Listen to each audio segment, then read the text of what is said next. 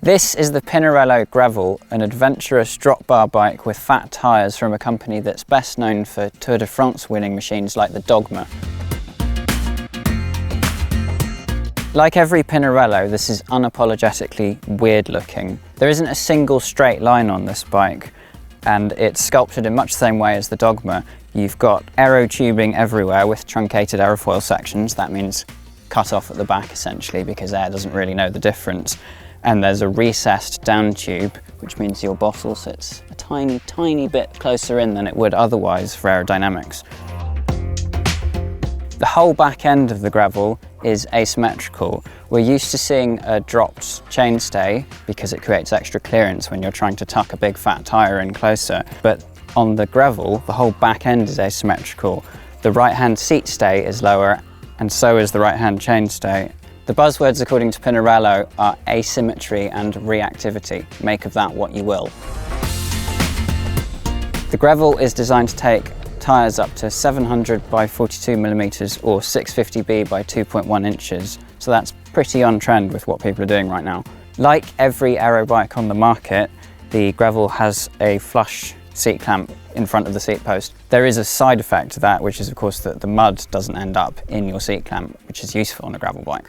The headset stack has these cool aero profiled spaces, but underneath that there is a conventional round steerer, so it doesn't pose any particular compatibility issue. I will dock points from Pinarello, however, for using Torx T20 bolts on the back of this stem, which is a size that pretty well no multi-tool has. So you need to make sure that you've got an extra bit for your multi-tool or a really weird multi-tool if you're planning on making adjustments on the go here. The funniest feature of this bike is the fork flap, which is exactly what it sounds like. It's a flap on the fork. It shrouds the front brake caliper, smoothing airflow, and on the other side, where there isn't a caliper, there's just like a tiny vestigial nubbin that kind of mirrors it. I should probably mention that this is the Grevil. There is also a Grevil Plus, which uses a higher grade of carbon and is even more expensive. Let's talk about the build. This particular bike has a complete Ultegra R8000 mechanical group set with the matching hydraulic bits. The rear derailleur is the RX version. Now, since this bike came out, Shimano has launched GRX, an entire range of gravel components, but the Ultegra RX rear derailleur is basically a GRX derailleur. It's got a clutch, and that means that the chain is kept in check when you're bouncing over stuff, and it seems to work really well. You don't notice that the shifting is any heavier, but you do get less chain slap than you get with a normal road derailleur. Mechanics will be delighted to know that this bike has a threaded bottom bracket. However, because this is Pinarello, it's not an English threaded bottom bracket, it's Italian. And in theory, if it's properly tightened up, that's absolutely fine. But the Italian bottom bracket design is inherently inferior because it can undo itself because of the direction that the threads go. Also, it does drastically limit your aftermarket options if you decide to upgrade it down the line. The Grevil's finishing kit is all in-house most stuff, which is what Pinarello calls its component brand. It's absolutely fine, no complaints, got a nice cut-out saddle. The bars I actually quite like because some gravel bikes have taken the approach of fitting really radically flared bars, which is good for technical control, but it does mean that your position in the drops is incredibly wide, and if you're using the bike more like a road bike some of the time, that's terribly unaerodynamic, and personally I'm not really that keen on it. Having said that, this is quite a basic aluminium bar with quite thin bar tape on it. It doesn't exactly scream luxury on what is quite an expensive bike. The wheels are very much in the adequate but not amazing camp as well. They're aluminium fulcrums, these ones are 650B, and they've got an internal width of only about 19mm, which by road standards is reasonable. By gravel standards is actually pretty narrow, and it does mean that your tyres are quite light bulb shaped. Tyres are a key detail with any gravel bike, and the Grevil is sold with different tyres, so you have some choice there from the standard builds, and obviously you can change your tyres to whatever you want. I will say that these particular ones, which are basically a semi-slick. They've got a slick central portion and then a tiny bit of tread on the shoulder.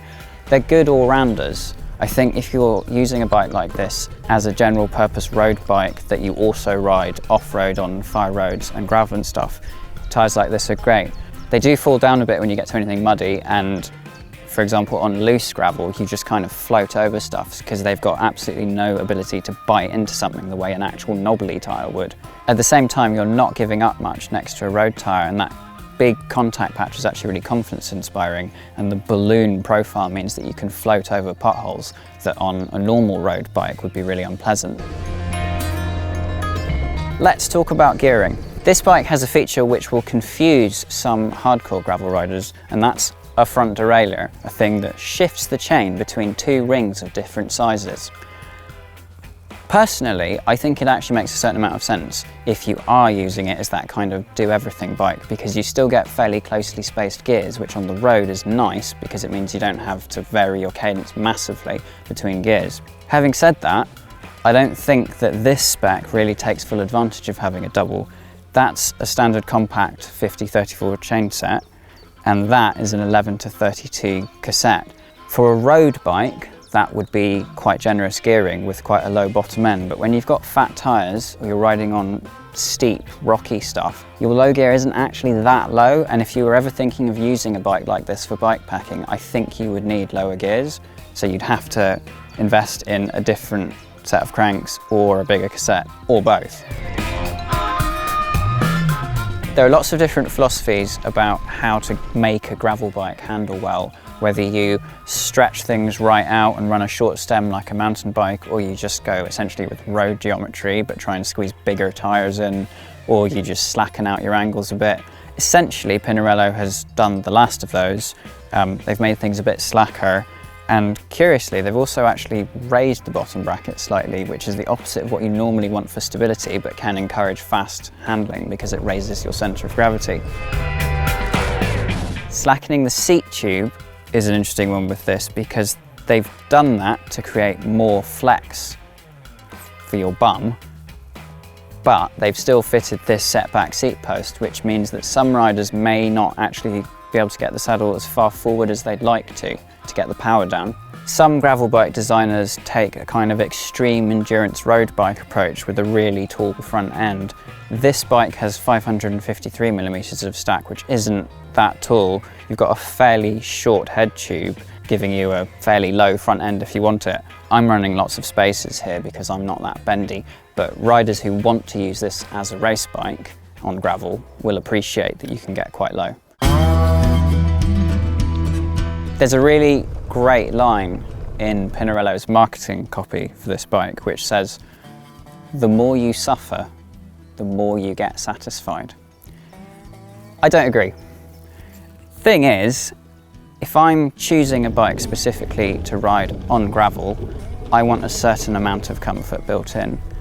And I can't help feeling that what Pinarello has done with this is they've kind of taken a bike like the Dogma and tweaked the geometry a bit, manipulated some tubes, shoved huge tyres in it and said, voila, a gravel bike.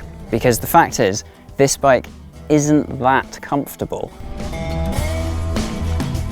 It's very well suited to riding quite quickly on smooth, gravelly paths, fire roads, or on really bad tarmac, which there's plenty of around here. However, as soon as you take it to anything that's more rocky or a bit technical, you're suddenly thinking, why am I riding what is essentially an entirely rigid bike with drop bars?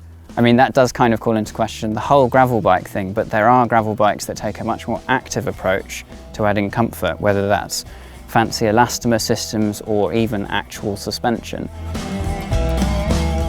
That might make it sound like I don't like this bike. And it's not that I don't like it, it's that I can't make a good case for it. The Grevil costs £4,500 in this spec. And let me remind you that this is the Grevil, not the Grevil Plus. This is the cheaper of the two models. So realistically, this is a very expensive bike. That would be fine if it was the top of the range, the most amazing thing, or if it was sort of in some way groundbreaking. But the reality is that it's quite a middling spec. This whole bike weighs 9.1 kilos for a size 53, which is fine, but you know, nothing special. This is a very silly point I'm going to make, because people who buy Pinarellos are generally making, to some extent, an emotional decision, because it's not something you do on the basis of value for money.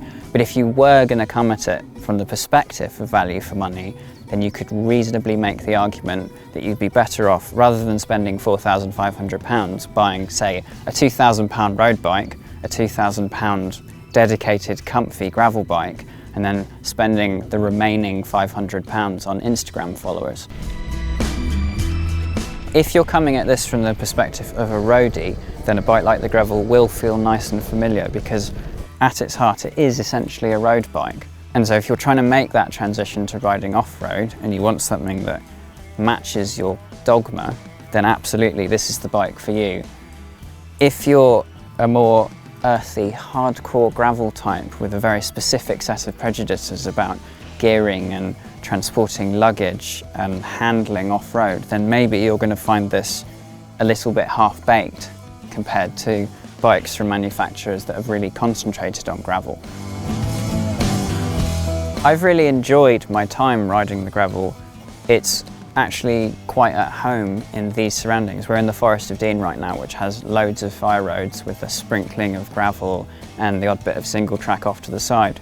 And there it's great. But then I did try the Grevil in France a couple of weeks ago on some quite rocky stuff, and I just got battered to smithereens. It sometimes feels like with gravel bikes we are forgetting the lessons of the last 20 years that we learned from mountain bikes. All that stuff about bar width and suspension and tyre size and tyre pressure, we know all that, and yet we sometimes lie to ourselves and say, like, this is the Swiss Army knife bike that will do absolutely everything. It's not. Bikes like this are really fun and versatile, but they're also limited when it comes to truly technical stuff. There are times where you should probably just admit to yourself that what you want is a mountain bike. So there you have it, the Pinarello Grevil. It's fast, it's fun, it's sort of niche, it's really terrible value for money if you're being objective about it, but I do genuinely like it. Is this what you want from a gravel bike?